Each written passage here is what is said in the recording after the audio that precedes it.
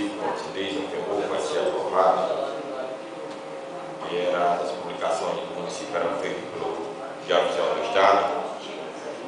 Como o vereador Marcos falou aqui, foi aprovado no ano passado. Não vamos comentar, já passou. Graças a Deus vocês entenderam a economia, inclusive até para a Câmara, a publicação de todos os atos da Câmara. E vamos votar, eu sei que todos nós vamos votar a favor para que, quanto mais economizado para o município, melhor. E quanto ao quadro de funcionários, tudo bem, nada contra. Agora, como o vereador Léo falou, se pudesse ceder até todos os gabinetes, um assessor,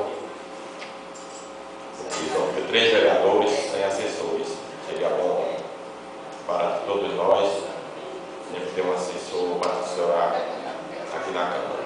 Portanto,